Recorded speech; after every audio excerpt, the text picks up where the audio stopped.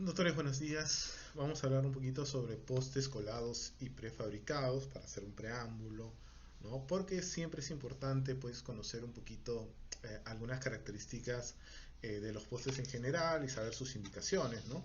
Muchos de nosotros ya no aplicamos o ya no hacemos postes colados y nos vamos más que todo por los prefabricados. Entonces vamos a analizar a ver por qué situación dejamos de utilizar postes colados, ¿no? La mayoría de nosotros decimos que es porque son más rígidos que el diente, fracturan las piezas dentarias, fracturan las raíces y tienen efectos negativos, ¿no? Entonces, tal vez sea importante poder analizarlo correctamente para poder decidir qué tipo de restauración vamos a diseñar. No necesariamente los postes colados fracturarán los dientes. Es más, no todo diente con endodoncia requiere un poste. Entonces, eso es importante conocerlo. Vamos a ver sus indicaciones, vamos a ver que cada técnica es importante que tú la manejes correctamente, ¿correcto? Entonces hay diferentes factores que nos decían, ¿no? Por ejemplo, cuando yo estaba en la universidad me decían que los dientes con endodoncia requieren un refuerzo. Por tal motivo necesitamos colocarle un poste y una corona. Entonces, ¿cuál era la justificación de colocar un poste y una corona a un dientecito con endodoncia? Decían de que cuando nosotros hacemos la apertura cameral, rompemos ese efecto de cúpula que tiene la cámara pulpar en relación a el techo cameral, y de esa manera se debilita estructuralmente la pieza dentaria.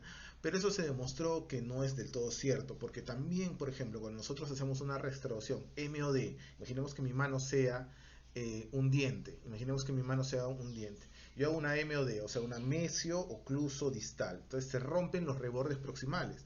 Cuando yo hago una restauración MOD, debilito estructuralmente más la pieza dentaria que cuando yo hago una endodoncia. Cuando hago una endodoncia se debilita aproximadamente 15% de la solidez estructural de la pieza.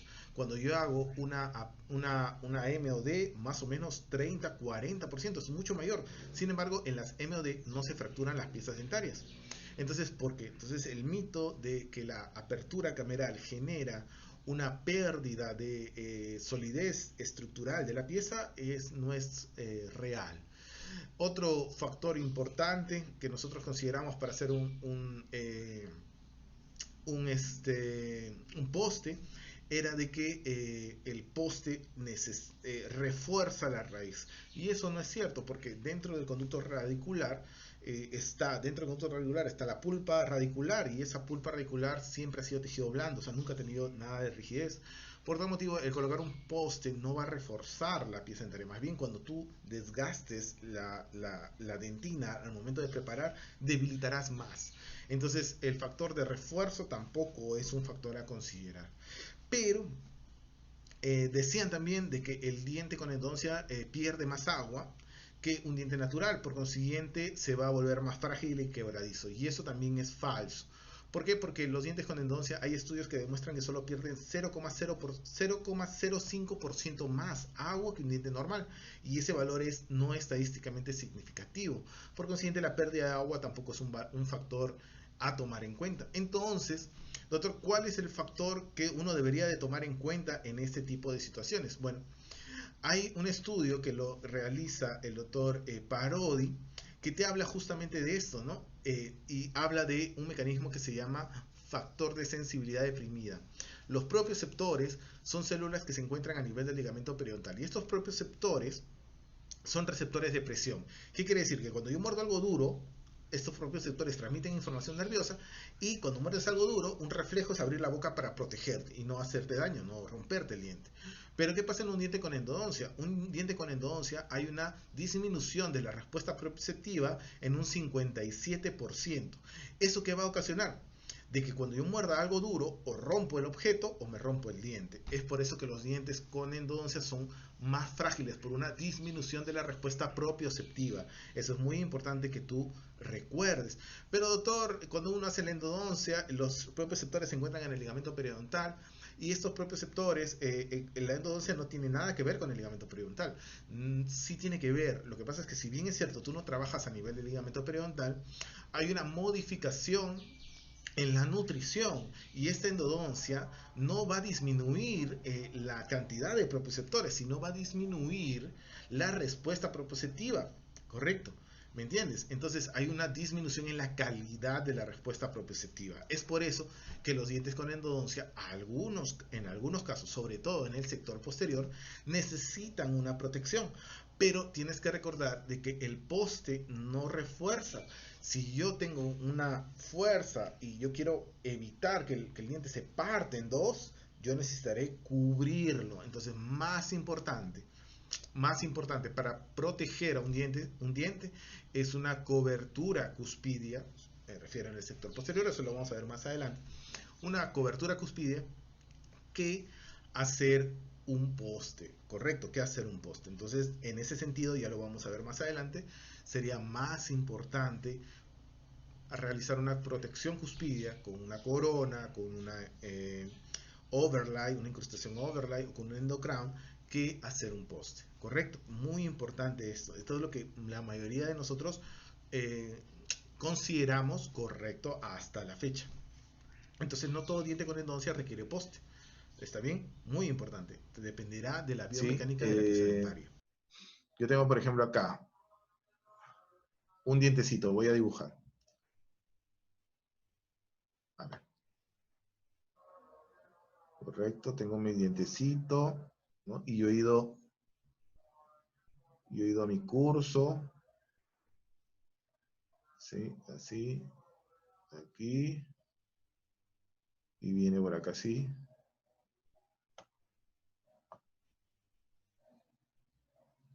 Y ya lo desobturé para perno, ¿correcto? Ya lo desobturé para perno. ¿Está bien? Entonces, que esto sea vestibular, que esto sea lingual.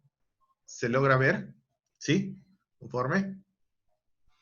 ¿Sí? Que esto sea vestibular, que esto sea lingual, ¿no? Imaginemos que sea un premolar y que sea la... Eh, que sea el peor caso que tenemos de diente con endodoncia, pues un premolar que tenga una cavidad mesio-ocluso-distal, una MOD, ¿correcto? Que tenga una MOD. Entonces la parte del antagonista vendría a estar acá, mira, este es inferior y este es el superior, así. Este es el dientecito superior. Entonces, como nos han enseñado, ¿no? Nos han enseñado en la universidad, se producen tres tipos de puntos de contacto, ¿no? Tres tipos de puntos de contacto. Los famosos puntos que tú ya recuerdas, ¿no? A, ¿sí? Los puntos B y los puntos C. Acá les voy a poner, ¿no? A, B, ¿sí? C. ¿Correcto? Tres puntos de contacto. ¿Correcto? Y recuerda algo importante, ¿cuál es el punto de contacto más peligroso para un dientecito con endodoncia? ¿Cuál es el punto de contacto más peligroso? Es el B, ¿correcto? El punto B, este de acá, es el que te rompe una cúspide, específicamente los B-stopper, pero no vamos a detallarnos en eso. Entonces específicamente el punto B es el que nos perjudica la pieza dentaria, que se puede fracturar. ¿Y dónde se rompe un dientecito con endodoncia? Un dientecito con endodoncia no se rompe arriba, se rompe en el cuello. ¿Por qué? Porque el cuello es la parte más frágil del diente, es la parte más delgada. ¿No? Si imaginemos que el diente sea mi brazo, ¿no?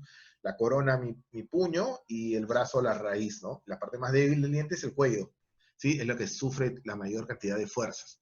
Por consiguiente, la probabilidad de que se rompa un dientecito es la cúspide de trabajo, la vestibular, y se rompe generalmente así, en el cuello, esa cúspide. También tienes una posibilidad de que se rompa el seno, pero mayor posibilidad de fractura la tienes en el B, en la cúspide de trabajo, ¿correcto? Esa es la que se rompe más.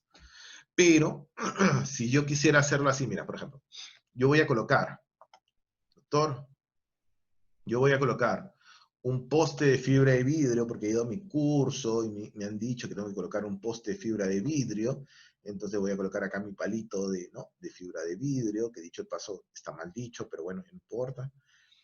Vamos a decirle poste de fibra de vidrio, y aquí está mi palito, ¿no? Ahí está, mi poste. Mi poste, y luego yo lo uno con resina, al diente. Yo lo voy a reconstruir con resina. Así. Y aquí, hasta acá termina mi resina, ¿no? Así, así, y viene por acá. Yo he pegado el poste de fibra de vidrio. La pregunta sería, la pregunta del millón. ¿El poste está unido al diente? No, no une al diente. ¿Qué une al diente? ¿Qué se une al diente? La resina a través del adhesivo. Correcto. ¿Cuánto es la fuerza de unión de un adhesivo? Bueno, dependiendo si es a esmalte o si es a dentina. Si es a esmalte, es alto, ¿no? Si es a dentina, muy bajo la fuerza de unión. Entre 10 y 20 megapascales. Poquito, poquito, poquito. Entonces la pregunta sería, doctor, si yo pongo un poste, ¿sí? Si yo pongo un poste, ¿protegeré de la fractura? No voy a proteger nada. Igual se va a romper. Pero se va a romper y el poste se va a quedar ahí clavado dentro, ¿no? Igual se va a romper porque la fuerza de unión que tú estás generando es del adhesivo, no es del poste, ¿correcto? No estás uniendo, el poste no se está uniendo, lo que se está uniendo es el adhesivo. Y la unión, tienes que recordar eso, muy importante, la unión de los adhesivos a la dentina es baja, ¿correcto? Es baja. Eso es, no puedes cambiarlo. Todavía no hay el superadhesivo que se pegue súper fuerte a la dentina y que dure mucho, no hay. Entonces la fuerza de unión es muy débil y no va a servir de protección, ¿correcto? Entonces, ¿qué protegería un diente? ¿Qué protegería el diente de la fractura? Bueno, algo que una y que cubra las cúspides vestibulares de las cúspides linguales, que las proteja y que las englobe. ¿Qué podría ser? Una corona. ¿Una corona, doctor? Sí, una corona sí funciona. Yo voy a tallar mi corona. Así. Tallo mi corona. Lo estoy haciendo rápido, ¿no? Ustedes ya lo dibujan más bonito si quieren en su cuaderno, ¿no? Tallo una corona. ¿Y esto evita que no se fracture? Sí, claro que sí, porque ya está todo unido. ¿Está bien? Pero, doctor, una corona es muy agresiva. Correcto, tienes toda la razón. Un tallado para corona en promedio desgasta más o menos de 65 hasta 85% de estructura dentaria. Quiere decir que te queda en promedio entre 35 a 15% de diente cada vez que tú tallas para corona. Eso es muy agresivo. Correcto, eso es muy agresivo. Entonces, la corona es una opción válida, que funciona, pero en el costo biológico es muy alto. El costo biológico es muy alto, ¿correcto? ¿Qué alternativa tienes, doctor? ¿Qué alternativa tienes? Bueno, tengo la alternativa de hacer una incrustación. Por ejemplo, una overlay, doctor. Una overlay, claro que sí. Una overlay, mira, tengo que generar acá mi hombro. Viene por acá, hago mi caja. Viene por acá, hago mi otra caja. Así, y subo. ¿Correcto? Subo y hago mi overlay. ¿Protege las cúspides? Correcto que sí, las está englobando, entonces la va a proteger. ¿No vas a tener problema de fractura? No voy a tener problema de fractura. Pero ¿cuánto es el gasto que hago con una overlay? Con una overlay gasto entre 55 a 65% de estructura dentaria cada vez que yo preparo por una overlay. Es bastante alto el costo biológico también, menos que una corona, pero es igual sigue siendo alto el gasto dentario, ¿correcto? Entonces, ¿qué podría hacer yo? Mira, ¿qué pasaría si yo hago esto? Yo lo voy a pintar así de no sé qué color, a ver. De rojito. No, pero rojito se va a confundir. Vamos a pintarlo de rosadito ya. No quiero decir nada. Pero ya está. De rosadito, mira. ¿Yo qué voy a hacer así? Mira, yo voy a hacer una modificación, ¿ah? Mira, ¿qué voy a hacer así? Mira, acá voy a pintar así. Acá. Ay, perdón, lo dije mal. Acá, un poquito más arriba. Voy a hacer así. Acá.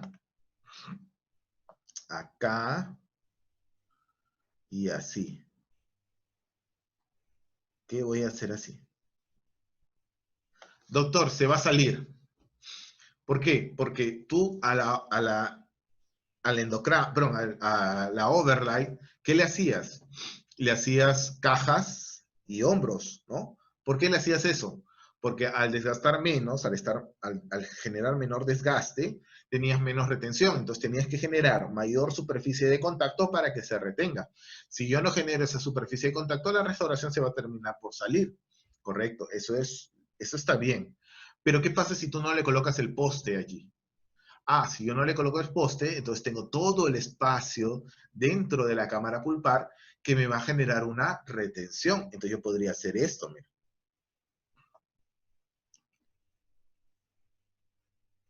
Si no hubiera poste. ¿Ahora se sale? No, ahora ya no se va a salir, ¿sí o no? Porque estoy aprovechando la retención natural que tiene la cámara pulpar. ¿Y a esto cómo le llaman? Ahora le llaman endocrown, ¿no? Le llaman o endocorona, que en realidad no es nuevo, no es nuevo. El doctor Richmond, está escrito en la literatura, el doctor Richmond lo desarrolló para dientes cortos. Por ejemplo, una segunda molar, que era la altura coronaria era muy pequeña y no tenías espacio para colocar un perno y una corona, entonces el doctor te planteaba esta idea.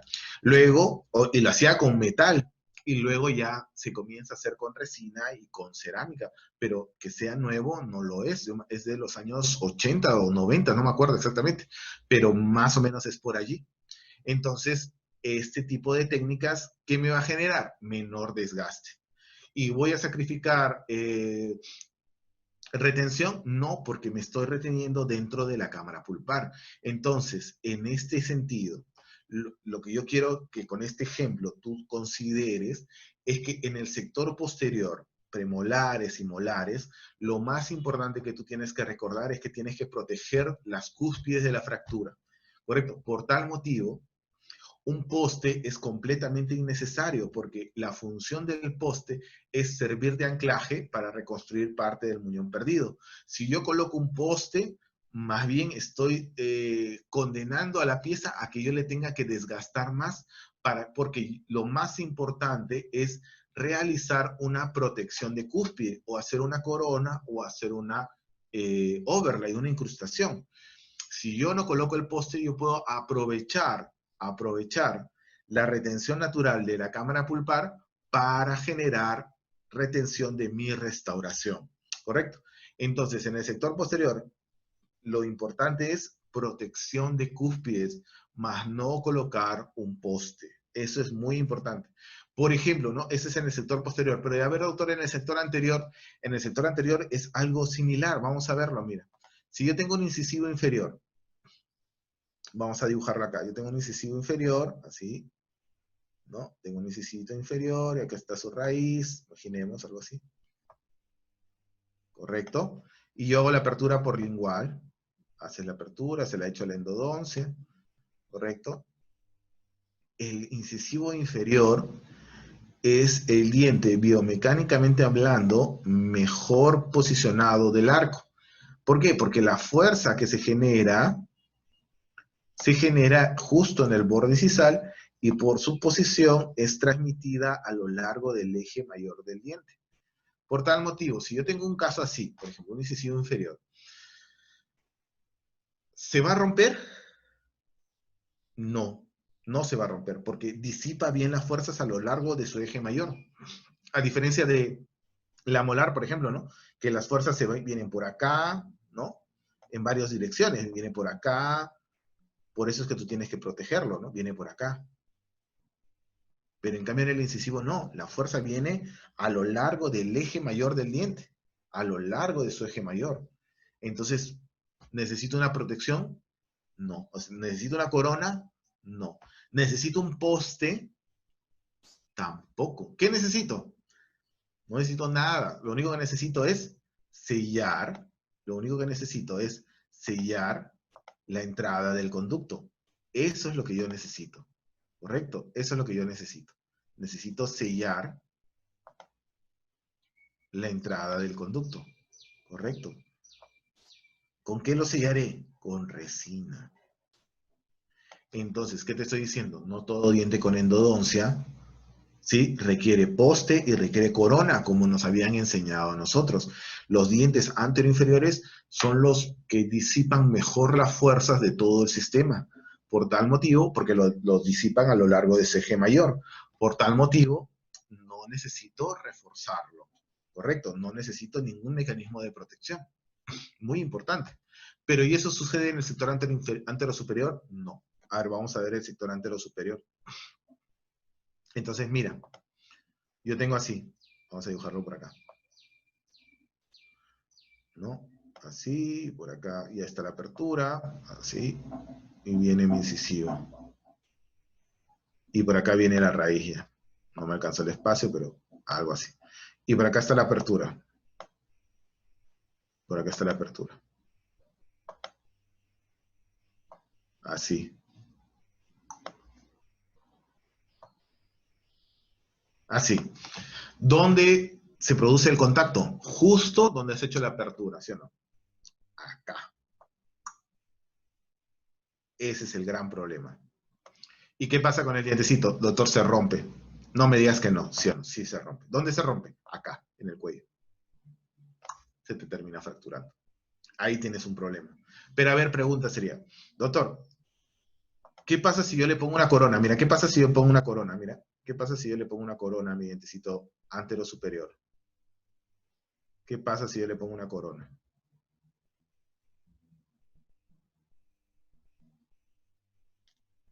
¿Lo ayudaste? No, pues porque solo se está agarrando de la parte palatina, poquitito. Entonces la probabilidad de que se fracture sigue siendo muy alta. ¿Qué necesitas? Tratar de transformar esto en esto. Es decir, algún aditamento que me sirva para disipar las fuerzas a lo largo de su eje mayor. ¿Cuál podría ser? Un poste, ahí sí. Pero un poste muy rígido, no. Tal vez uno de fibra de vidrio podría ser una opción. ¿Para qué? Para que esta fuerza que viene por acá sea transmitida a lo largo del eje mayor del dientecito. Entonces, hasta ahora se considera, hasta ahora, para que se disipe por lo largo del eje mayor, se considera correcto que las únicas piezas hasta ahora, que las únicas piezas que son o que requieren una protección o perdón, un poste vendría a ser el sector antero superior, pero no todos, ¿sí o no? ¿Por qué? A ver, ¿por qué no todos? Por ejemplo, el lateral requiere poste, el incisivo lateral, hablando idealmente. Y acá te explico. Nosotros tenemos lo que se conoce como mecanismo de mutua protección, el fenómeno de Christensen. ¿Qué quiere decir? De que en apertura y cierre, ¿no? En apertura y cierre, o sea, movimientos céntricos, los dientes posteriores protegen a los anteriores. Pero en movimientos excéntricos, es decir, protusiva y lateralidad, los dientes anteriores protegen al grupo posterior. Pero la pregunta, ¿quién hace la guía incisiva? El central, ¿no? El central hace la guía incisiva. ¿Quién hace la guía canina? El canino. Eso es lo que hace el canino. ¿Qué hace el lateral? Nada, no hace nada. Es el hijo mantenido de la boca. Él es chiquito, corona triangular, raíz chiquita, cortito, ¿sí o no? Mira, porque acá imaginemos que mi mano sea el central y el lateral es un poquito más cortito. ¿Por qué es un poquito más cortito? Porque en protusiva, si tú ves, acá están los dos centrales, el central inferior, luego viene el lateral y luego viene el canino. Cuando tú haces protusiva, el canino se relaciona con el lateral. Si fuera largo el lateral, el canino lo chocaría. ¿Y qué pasaría? O se vestibulariza, gira, o se desgasta o se fractura. ¿Entiendes? Es por eso que como el canino es más fuerte, la naturaleza es sabia y ha hecho al lateral un poquitito más corto para que permita el paso del canino en protusiva. ¿Correcto? Entonces, si tu lateral no realiza función, tú revisas la oclusión de tu paciente y ves que en protusiva el lateral no tiene contacto, ¿para qué yo le tengo que colocar un perno? Un poste de fibra biperno, poste, endoposte, espiga, llámalo como quieras. Pero ¿para qué le tendría que colocar? No tendría ningún sentido, o sea. Entonces, ¿qué te estoy diciendo? A mí en la universidad, cuando yo estaba en la universidad, me decía, todo diente con endodoncia tiene que colocar un poste, ¿correcto? Pero eso no es un concepto real, ¿no? Tú tienes que analizar, de acuerdo a la función de la pieza en el arco, si es necesario o no colocarle un poste. ¿sí? Eso es muy importante. En la mayoría de casos no requieren colocar nada, como por ejemplo en el sector anteroinferior. En algunos casos requiere una protección de cúspide, como en el sector posterior. Y en algunos casos, en el sector anterosuperior, sí requerirá colocar un poste, pero ya no una corona, porque la corona no cumpliría ninguna función. ¿Qué sería más importante acá en el sector anterosuperior? Una carilla, si es que tuvieses que mejorar forma, más no una corona, porque una carilla mejoró la forma del dientecito y ya no tengo que desgastar toda la cara palatina. Podría ser una opción. Entonces, ¿qué te estoy diciendo? Que cada vez más tienes que tratar de hacer menos postes, analizar cada caso de acuerdo a las necesidades que se te presenten para que tú puedas realizarlo correctamente. ¿Está bien? Vamos a ver un segundo ejemplo importante, ¿no? Un segundo ejemplo importante, muy importante, ¿eh? Muy importante. Mira, vamos a ver, todos hemos hecho, ¿no? Hay otra cosa importante, doctor, pero en este caso usted está diciendo de que, porque tengo corona, ¿no? Pero en algunos casos, que no tengo corona, yo tengo que colocar un perno, pues.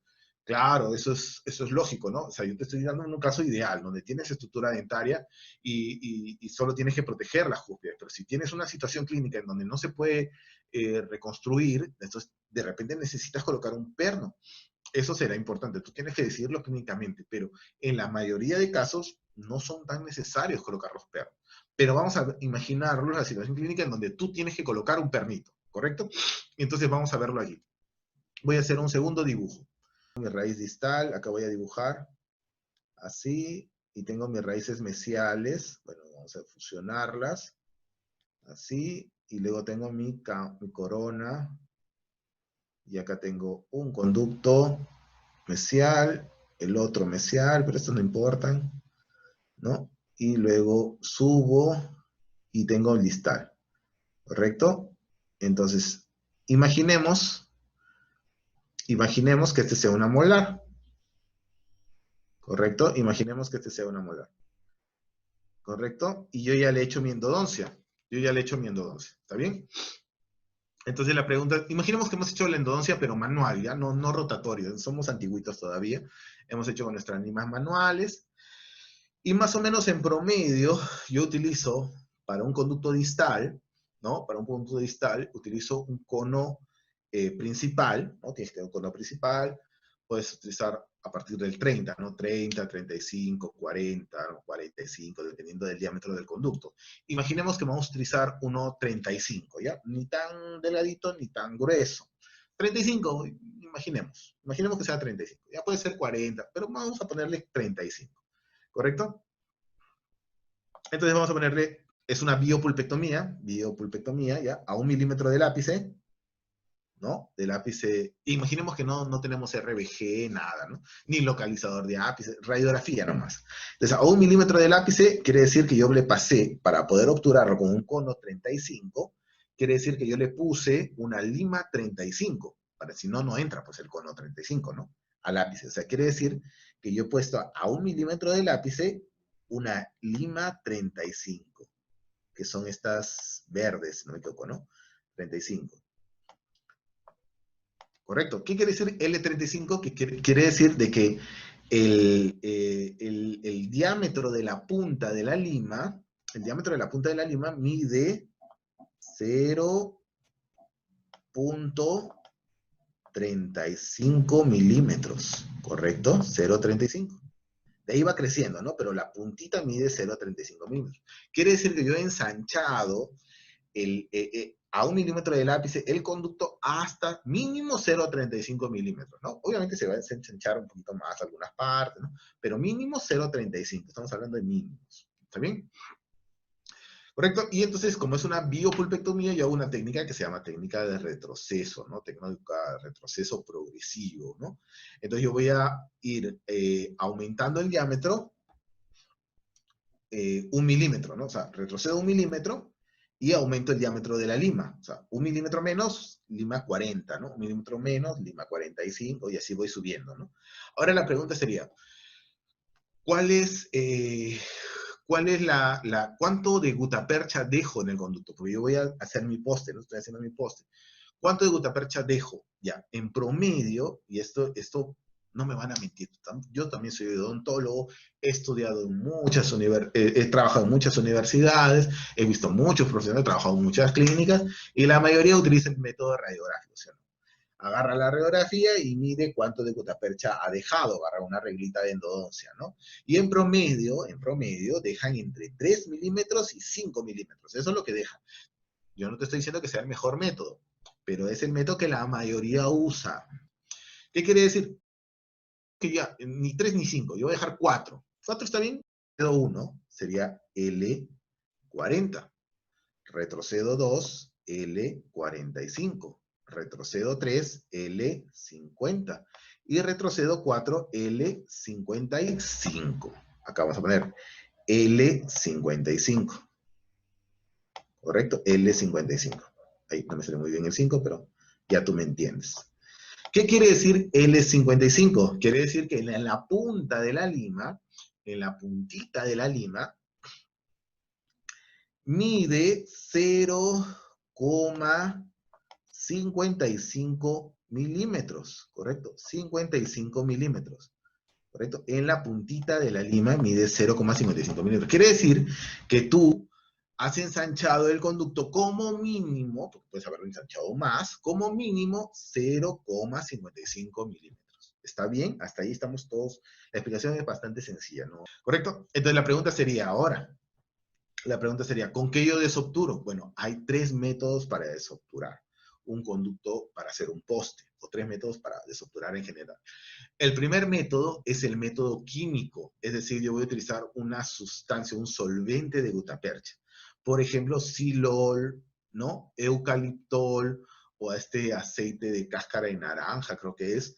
Ya, esos 3 no debes usar nunca, ¿no? Están prohibidos en Europa, inclusive, ¿no? Porque son cancerígenos. Entonces no se deben utilizar. Además que no sabes hasta dónde penetra la sustancia, ¿no? No puedes saberlo. Pero acá se usa mucho, pues acá te usamos de todo, o sea, tampoco no vamos a engañar, pero no deberías utilizarlo. O sea, ese es el método que, si bien es cierto, es muy efectivo, ¿no?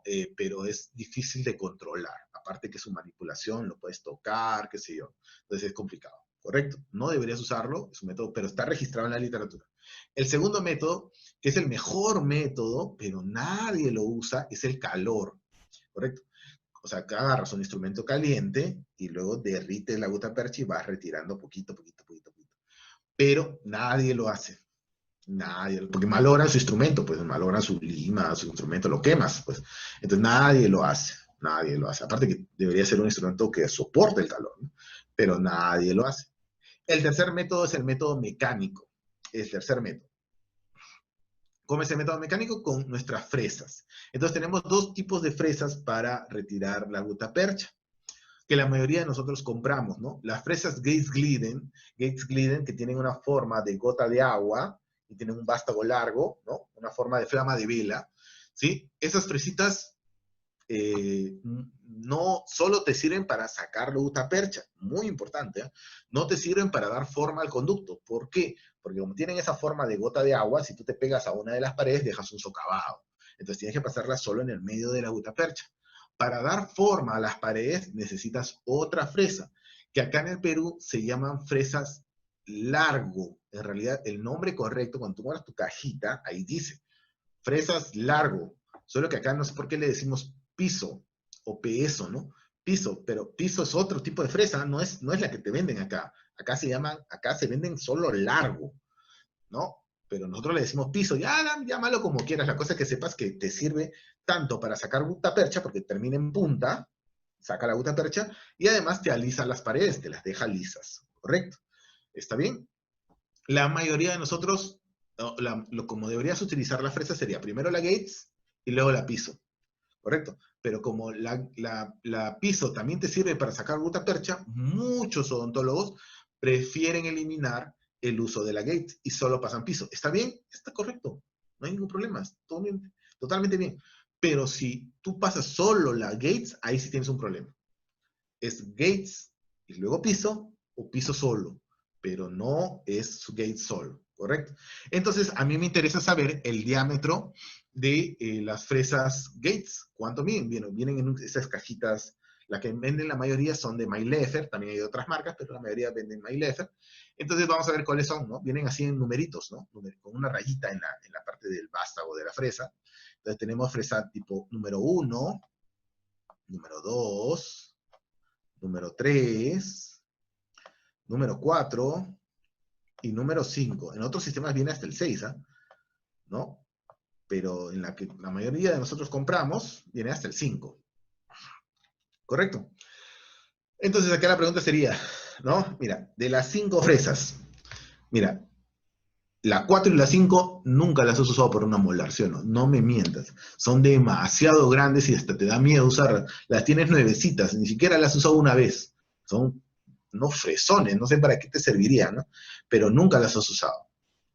Entonces, la verdad es que nadie las usa. Estas 2 fresas están de adorno. No sé para qué te servirían. Muy grandes. La número 1 ya se te rompió desde la universidad y nunca te has vuelto a comprar, ¿sí o no? Es más, en el primer uso se te rompió. Muy delgadita. ¿Sí? Los que hemos hecho postes colados, tal vez ustedes, la mayoría son bastante jóvenes, no han hecho un poste colado, pero la mayoría de los que hemos hecho poste colado, inclusive poste de fibra de vidrio, nos pasa que la 2 es muy delgada y que el poste no termina por entrar del todo. Ese es el problema. O cuando yo quiero tomar la impresión con Duralay, me queda súper delgadito el postecito. Entonces, ¿qué preferimos la mayoría? Utilizar la 3. La verdad, con la mano en el pecho es la que más usa, ¿sí o no? La que está gastada ya no tiene ni filo, ya, pero sigues usando, metiéndole a la fresa. Como es gutapercha, no hay problema, pues, con gutapercha. Entonces usamos la 3. Ahora la pregunta sería, ¿cuánto de diámetro mide la 3? ¿Cuánto de diámetro? Ese es lo más importante, ¿sí? ¿Cuánto de diámetro? Entonces, mira, acá te digo, la fresa piso 1, ¿sí? La fresa piso 1 mide 0.90.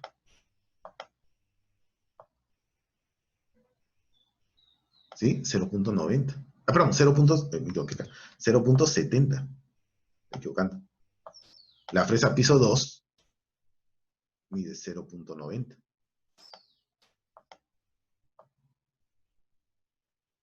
Y la fresa piso 3 mide 1.10. ¿Qué quiere decir, doctor, 1.10? 1.10 milímetros. ¿Qué estás diciendo allí? Que cada vez que tú utilices una fresa piso 3 a 4 milímetros del ápice, estás duplicando el diámetro que tú habías hecho en tu endodoncia. Pregúntale a tu doctor, no sé, tengo muchos amigos endodoncistas, al doctor Arturo Ansardo, pregúntale, ¿sí? Al doctor Irizarbe, San Marcos, a la doctora Doris Salcedo, pregúntale al doctor Antonio de Negri, pregúntale, doctor, ¿puedo meter una lima 110, o sea, una lima de tercera serie, a 4 milímetros del ápice? Y te van a decir que estás loco, ¿sí? Que vas a perforar. Es lógico. Y encima con el micromotor que no sientes, porque con la lima al menos sientes, ¿no? Pero con el micromotor no sientes nada. Entonces la probabilidad de que perfores es muy alta, ¿sí o no? Porque estás duplicando el diámetro de tu conducto cada vez que tú haces un poste. ¿Me entiendes? Entonces tienes un alto riesgo de perforación radicular. Y bueno fuera que el conducto fuera redondito, ¿sí o no? Así, redondito. Pero no es así, es como un frejol. Tú lo debes haber estudiado, si no, en anatomía.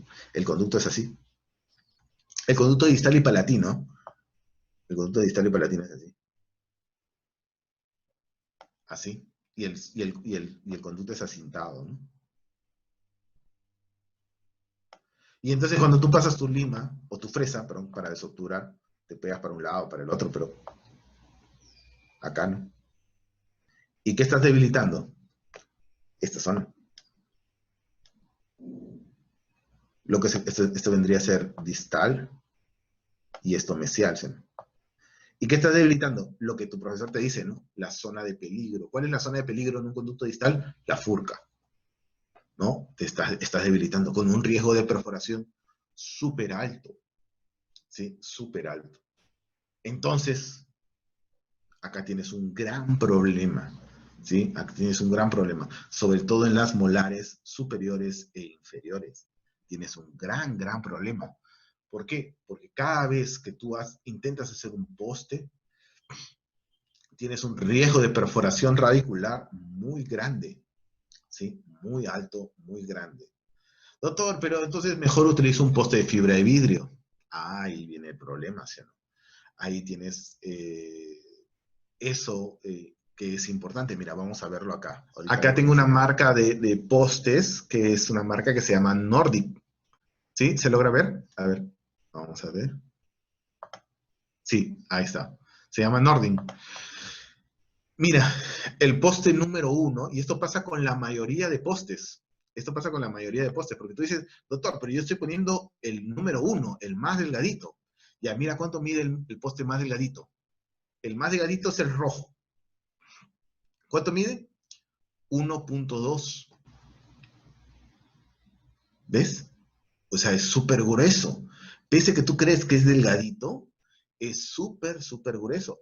Dices, no, doctor, yo soy más conservador porque pongo un poste de fibra de vidrio. No, pero la mayoría de postes de fibra de vidrio tienen un grosor de más de 1 milímetro. O sea, tendrías que duplicar el diámetro de tu conducto distal a 4 milímetros del lápice. Y ese es un gran problema que la mayoría tiene. Tiene riesgos de fractura, perforación, ¿no? Radicular, muy importante. ¿Correcto? Entonces, si tú crees que eres conservador por colocar un poste de fibra de vidrio, pues en una molar tal vez no. Entonces, allí es un punto muy importante. Nosotros hicimos un estudio que lo presentamos en el Congreso en la Sociedad de Prótesis hace unos años, justamente para evaluar cuál sería el riesgo de perforación radicular, ¿no? Y ahí les voy a enseñar las fotos más adelante. Bastante importante ese estudio, entonces tal vez no sea la mejor opción, ¿no? Tal vez no sea la mejor opción. ¿Correcto? Entonces, mira, por ejemplo, espérate, esta foto es importantísima, mira, ¿se logra ver? Mira, este es un estudio radiográfico, no sé si se logra ver acá. Estos son dos sistemas, ¿ahí se logra ver? Voy a achicarlo, ahí se logra. La primera fresa, la mayoría de sistemas de postes prefabricados vienen con su propia fresa.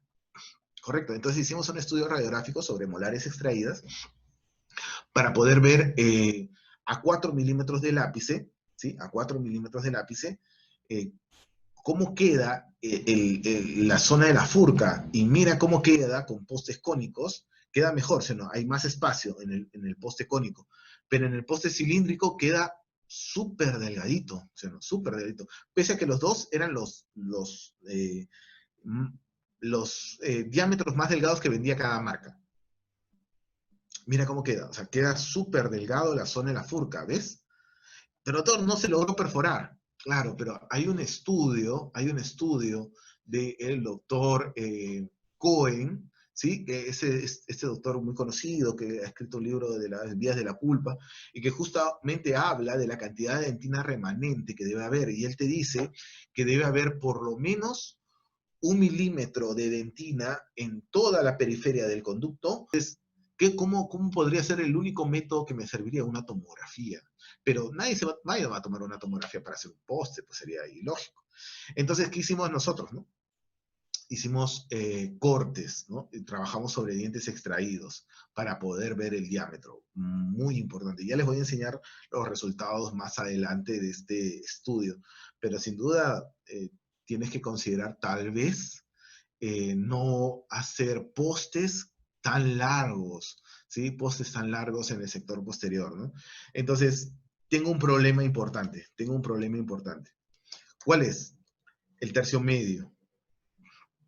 Correcto, el tercio medio tiene ese problema, ¿no? Acá como que se acinta el conducto y cuando yo elaboro mi poste tengo un riesgo de perforación o riesgo de debilitamiento de las paredes del conducto. Pero, ¿qué pasaría si yo no llego al tercio medio del conducto? Si yo llego solo al tercio cervical. Si yo llego al tercio cervical, o sea, más o menos unos 4 milímetros dentro del conducto, nada más, ¿qué voy a obtener? Bueno, voy a obtener un conducto súper amplio, paredes súper gruesas. Por consiguiente, el riesgo de perforación va a ser mínimo, no va a haber. Pero doctor, ¿se va a salir el poste o se podría salir? ¿Por qué? Porque no tengo, yo desobturo entre más profundo, más retención, ¿correcto? Pero no, te estás olvidando de algún factor importante. En molares, tú tienes una retención muy importante que es la cámara pulpar. Es la mejor, es el mejor elemento de retención que vas a tener. ¿Por qué? Porque tiene una configuración de caja, ¿correcto? Entonces, ¿qué te estoy diciendo? Lo primero, trata de no colocar tantos postes, ¿correcto? Porque no son tan importantes. Eso es fundamental. Y lo segundo, importante, es si tienes que colocar un poste porque necesitas aplicarlo, lo importante sería no llegar al tercio medio de las molares, ¿correcto? No llegar al tercio medio del conducto distal, porque allí vas a tener un riesgo de perforación muy alto. Aprovecha la retención de la cámara pulpar para poder retenerse y el poste no se va a salir. Tal vez desobtures un poquito los mesiales, poquito nada más, un par de milímetros, 2, 3 milímetros de desobtures allí. Y eso generará el efecto de antirrotación y ya no se saldrá tu postecito, ¿correcto? Pero no llegues al tercio medio radicular. Eso es un problema, ¿correcto? Eso es muy importante. Pero doctor, yo he puesto muchos postes y no has tenido problemas. ¿Estás seguro? Yo he revisado muchos casos de postes colados de molares y generalmente aparece, ¿sí? Una lesión en la furca. Entonces tú dices, uy, algo ha pasado ahí en la furca. ¿Qué ha pasado? Periodontal. No, no es periodontal, es que se puede haber rajado, se puede haber fisurado y por ahí está filtrando. ¿Correcto? Entonces aparece como si fuera una fístula a nivel de la furca. Pero eso ya no tiene solución. Te cuento, en el estudio que nosotros hicimos, que lo hicimos primero radiográfico y luego lo hicimos in vitro con cortes de las raíces, utilizamos fresa piso 3 a 4 milímetros del ápice, ¿correcto? Hicimos los cortes y luego los medimos. ¿Medimos qué cosa? La parte de la furca, la parte de la dentina que quedaba en la furca. ¿Sabes cuánto obtuvimos? De los 30 casos que trabajamos, 30 primeras molares extraídas, de los 30 casos obtuvimos 100% que no tenía más de 1 milímetro, ¿correcto? 100%. Algunas perforamos, algunos tenían medio milímetro, algunos tenían 0,4, 0,3, 0,1, algunos tenían 0,8, pero todas menos de 1 milímetro, ¿correcto? Por consiguiente, teníamos un riesgo de perforación o de debilitamiento de las paredes de 100%, ¿correcto? Y eso es demasiado. Entonces, cada vez que tú intentes colocar un poste largo en una molar, piénsalo bien, ¿correcto? Piénsalo bien. Es muy importante que tú consideres eso. Otro factor importante, entonces, como habíamos visto, ¿no? ¿Cuál es la función de un poste? Bueno, sirve de anclaje. Esa es la función de un poste, la función primaria de un poste. Sirve como elemento de anclaje para poder reconstruir parte de la estructura dentaria perdida. Esa es la función básica. Y en algunos casos podrá ayudar a disipar mejor las fuerzas a lo largo del eje mayor. Pero eso es en algunos casos. Entonces, no todo diente con endodoncia va a requerir un poste. Hay que saber en qué situación clínica yo tengo que utilizarlo o yo lo puedo utilizar, ¿correcto? Muy importante. Este es otro factor importante que tú tienes que considerar, el efecto de férrula, férula, capuchón, suncho, abrazadera, como quieras llamarlo, ¿correcto? Es este collarín de diente que debe existir en donde el poste debe reposar, ¿correcto? Y es esa parte de diente en donde la corona también tiene que terminar. Se dice que aproximadamente debe ser 2 milímetros de alto por 1 de grosor, más o menos, o algunos te dicen 1 milímetro en total, pero siempre tiene que existir, ¿correcto? Entonces mira, por ejemplo, el caso de arriba, no hay, es corona clínica 0, ¿correcto? Entonces la probabilidad de fractura es mucho más alta, ¿correcto? Dice, sin abrazadera, sin ese collarín, como ves en el dibujo primero, en el que dice A arriba, ¿sí? Dice, sin abrazadera, la fuerza que puede soportar esa pieza dentaria es menos de la mitad de que si el diente tuviera esa abrazadera. Doctor, pero si yo tengo una corona, una raíz que está al ras de la encilla, ¿cómo logro el férrule? Entonces yo puedo hacer dos procedimientos. Una recuperación de espacio biológico, cortar encía, cortar hueso, exponer parte de la raíz y hacer mi férrule, tallar, ¿correcto? O hacer una tracción, tanto quirúrgica como ortodóntica, puedo realizarlo. pero siempre en lo posible, sea poste colado o sea prefabricado, yo tengo que generar este férrule, porque en la mayoría de estudios demuestran que funciona, que es positivo para la pieza dentaria, ¿correcto? Entonces te dice que con la abrazadera prácticamente más del doble de fuerza va a soportar esta pieza dentaria. Entonces es muy importante que yo genere este férrule. Si no hay, tengo que generarlo de una manera, o corto la encía, corto hueso, o genero una tracción, ¿correcto? Muy importante recordar este mecanismo. ¿Qué conducto yo tengo que desobturar para fabricar un poste? Siempre tiene que ser el más largo y recto. En el caso de los superiores será el palatino, y en el caso de las, por ejemplo, las molares inferiores será el conducto distal, ¿correcto? ¿Qué instrumentos yo tengo que tener para poder fabricar un poste? No se preocupen, ya vamos a hablar de las indicaciones. ¿Ah? ¿Qué instrumento yo tengo que tener para desobturar?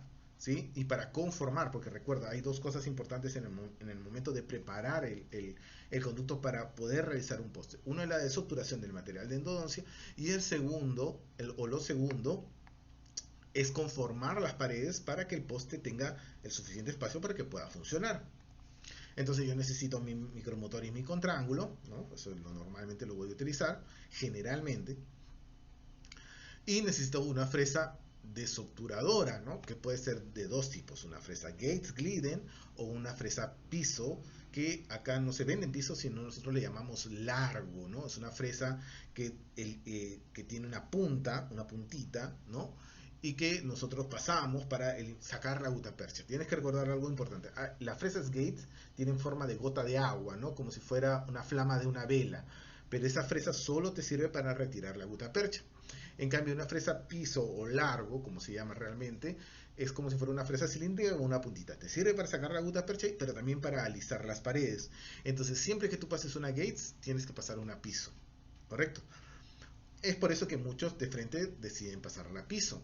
Correcto, pues pasarás una fresa piso. También funcionará correctamente también, ¿no? Pero para que tu poste, por ejemplo, un poste prefabricado ingrese correctamente, yo tengo que pasar una fresa conformadora. Esta fresa conformadora tendrá el mismo diámetro del poste para que el poste pueda calzar lo que tú has desobturado, porque la mayoría de postes, por ejemplo, no tienen forma de punta. Como te has dado cuenta, en la fresa conformadora tiene una fonda redondeada, una formita redondeada, igual que los postes prefabricados, ¿correcto? Entonces necesitarás estos dos tipos de fresa. Si no tengo una Gates y no te gusta trabajar con las Gates porque se rompen muy fácil, entonces puedes trabajar con una piso, pero siempre tendrás que pasar una fresa conformadora que viene en el kit de postes prefabricados, por ejemplo, ¿correcto? Eso es importante recordar. Un poste colado, ¿no? Un poste colado, nosotros tenemos dos técnicas para la toma de impresión, ¿correcto? No, un poste colado tenemos el método directo, que nosotros lo hacemos con cera, que ya prácticamente no se hace, ¿no?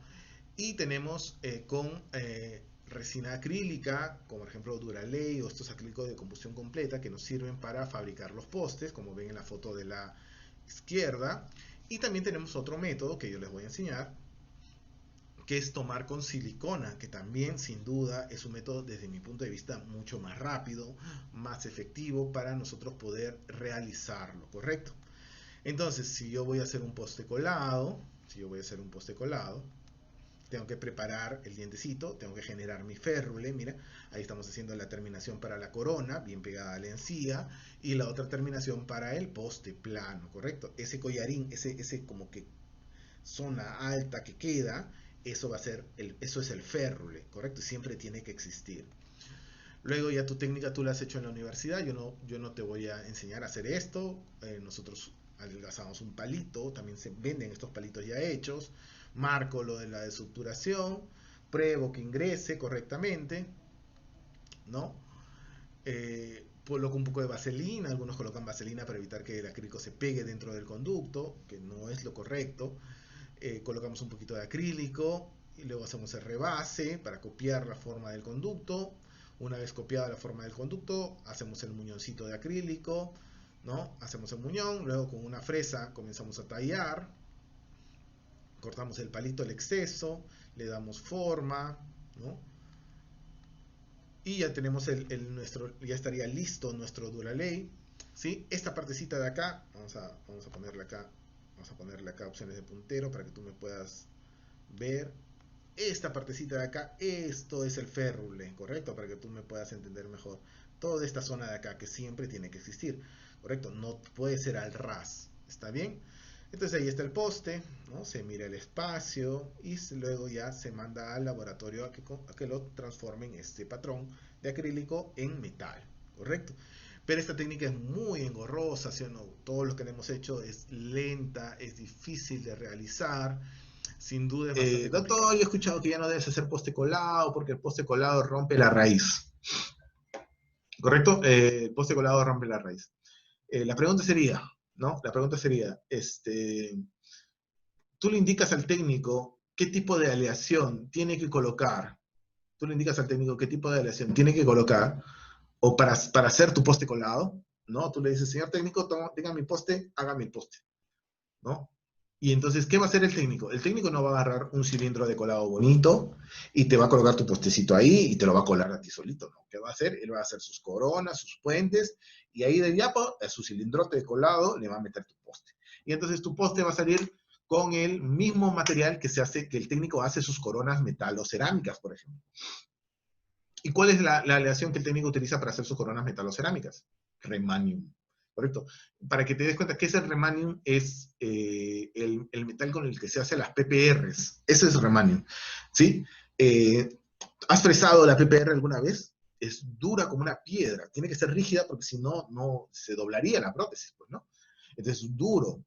Ese mismo metal tú lo estás poniendo dentro del conducto. Entonces, con eso, ¿cómo quieres que no se rompan las raíces? Entonces, sin duda, la mayoría de odontólogos utilizan remanium para hacer el poste, porque no le indican al técnico qué aleación utilizar. Y eso es completamente incorrecto. No debes utilizar remanium. Es como si tú mismo le metieras un clavo a la raíz, pues como no quieras que se rompa, ¿no? O sea, se va a romper. ¿Qué deberías utilizar? Deberías utilizar aleaciones blandas. Verasov, si te gustan los plateados. Correcto, que son aleaciones más blandas. Doctor, pero ¿cómo diferencio entre uno y el otro? No vas a poder diferenciar. La única manera de diferenciarlo es cuando tú le metes fresa. Ese poste que tú le has metido fresa y te has gastado 3 fresas y no le puedes dar forma, eso es remanio. Pero cuando tú tallas el Verasov, suavecito, con una sola fresa lo acabas en un ratito. Eso es Verasov, ¿correcto? Cromoníquel. Diferente. ¿Está bien? Pero no es el mejor metal. ¿Cuál sería el mejor metal? El NPG. Doctor, los metales dorados se oxidan, no debes colocarlo. ¿Quién te ha dicho? Si yo coloco dentro del conducto, yo coloco el poste, ¿correcto? Y encima le coloco una corona, ¿sí? ¿Cómo el poste se va a oxidar? Si está sellado por la corona. El poste dorado se oxida solo si toca la humedad, pero si está cubierto por la corona, nunca se podría oxidar. Y es más, si no quieres que se oxide, cómprate NPG más 2. El NPG, igualito acá como dice, NPG, pero pone más 2. Es más caro que todos los del costado. ¿Por qué? Porque tiene oro. El oro no se oxida. Mucho mejor. Entonces no le eches tanto la culpa al poste colado, sino a la indicación que tú no le das, que nosotros no le damos al técnico. Si yo quiero utilizar un poste que no me rompa la raíz, y yo quiero utilizar un poste colado, porque domino la técnica del poste colado, pero tengo miedo de que se me pueda romper la raíz, entonces utiliza una aleación correcta. Utiliza NPG más 2. Porque esa aleación, ese postecito, no te va a romper la raíz, se va a doblar antes que se rompa la raíz. Y yo lo he visto clínicamente. He sacado muchos postes dorados, doblados antes de romper la raíz. Y esa es la verdad.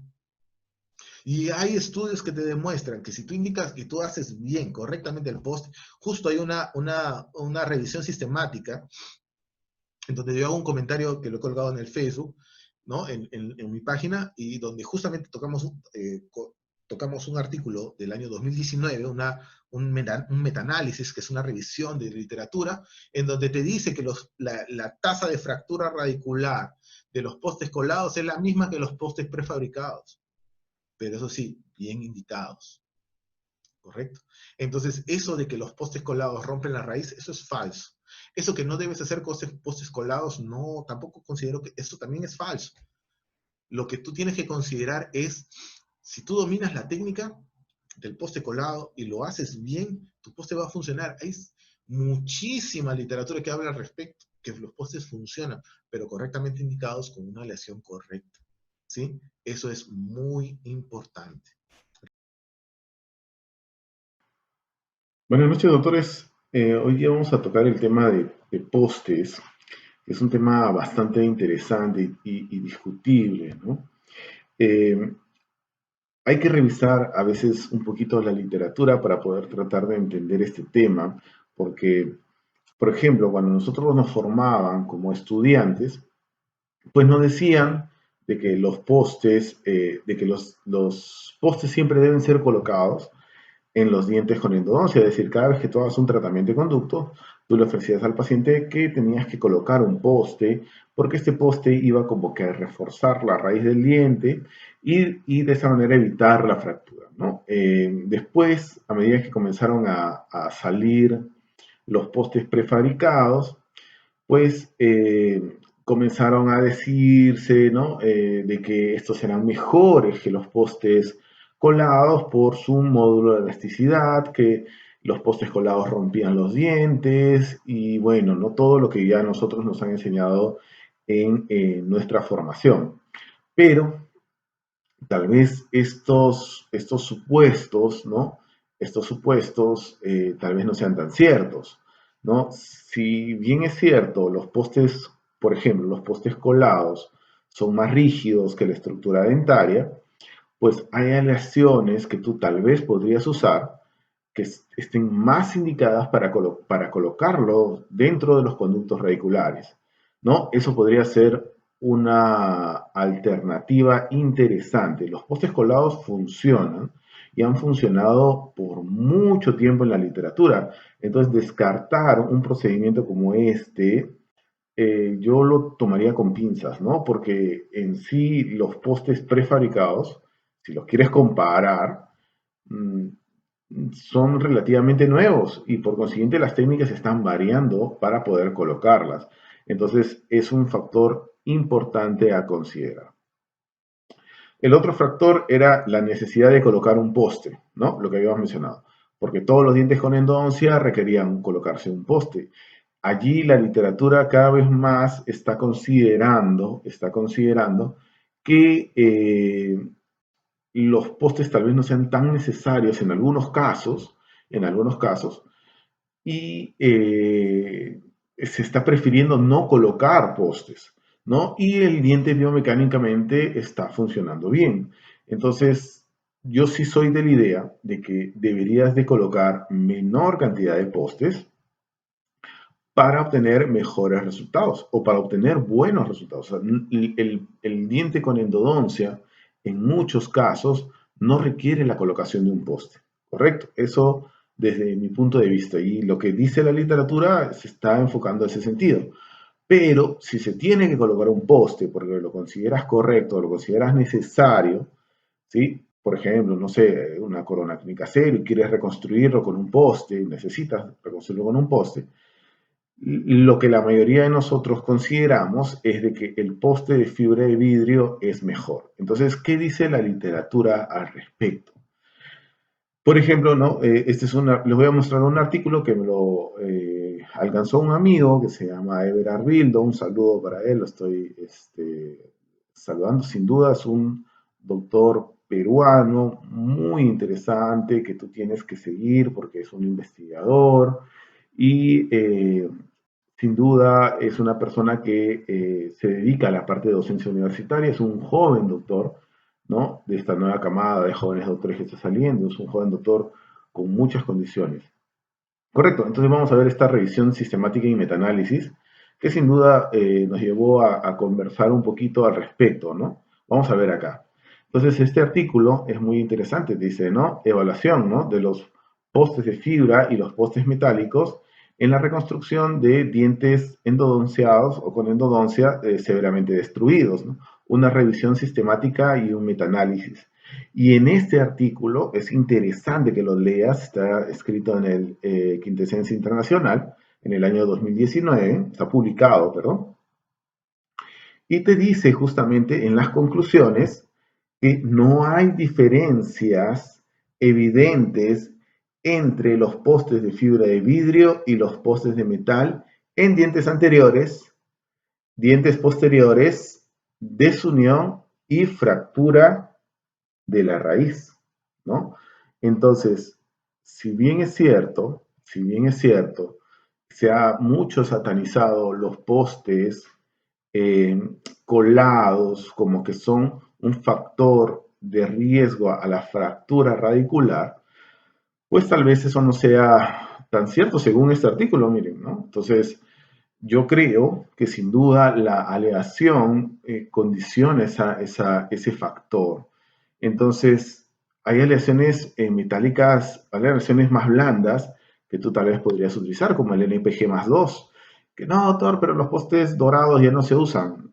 Pero ¿por qué no se van a usar si muestran ese factor de flexibilidad bastante alto? El poste de NPG+2 no se termina rompiendo, se termina doblando antes de romper una raíz. Entonces sería un factor a considerar, ¿no? ¿Cuántos de nosotros le indicamos a nuestro técnico dental la aleación para poder fabricar el poste? Eso es un factor muy importante, ¿correcto? Entonces, yo te diría como conclusión, por ejemplo, si yo tengo un diente con endodoncia, yo tengo que evaluar el caso y decidir tal vez en lo posible no colocar un poste, porque el poste sirve, la función del poste básicamente es servir de anclaje para reconstruir parte del muñón perdido. Si yo tengo un muñón casi íntegro, entonces, y yo evalúo las condiciones favorables que tiene ese diente para la reconstrucción, tal vez no sea necesario colocar un poste en un diente con endodoncia. En condiciones favorables, más de dos paredes, por ejemplo. Pero si yo necesito colocar un poste, ¿cuál elegir? ¿No? Entre un poste colado o un prefabricado. Allí no va a primar el factor económico, no debe primar tampoco la rapidez. Esos factores no debes de considerarlos. ¿Por qué? Porque si yo lo voy a hacer más rápido, no quiere decir que más rápido sea mejor. ¿Correcto? Yo tengo que dominar la técnica. Eso es importante recordar. Si tú consideras que tu técnica para confeccionar postes colados la dominas o es la mejor en esa situación clínica, entonces aplícala. Eso no debe ser un condicionante. El dominio de la técnica condicionará el uso del material respectivo, ¿sí? Pero eso sí, yo te aconsejo que utilices metales más blandos, ¿no? Como el NPG+2, por ejemplo, y allí tendrías una menor tasa de, tal vez, fractura radicular. Eso es lo que considero yo correcto. Si tú dominas la técnica de los postes de fibra de vidrio bajo las condiciones que debes de utilizarlo, que debes de hacerlo, entonces coloca un poste de fibra de vidrio, ¿correcto? Coloca un poste de fibra de vidrio. Yo particularmente, ¿cómo hago los postes de fibra de vidrio? En la mayoría de los casos trato de anatomizarlo, que es una técnica que desarrolla un doctor que se llama Simone Grandini, que la describe en el año 2002-2004 más o menos, que emula la técnica del patrón de Duraley para la reconstrucción de postes colados, generando retención por fricción. Entonces, sin duda, esta técnica me ha dado muy buenos resultados clínicos, pero si tú no la dominas y confías más en tu poste colado, correcto, es completamente válido porque sin duda vas a tener muchísima información que avale su uso clínico.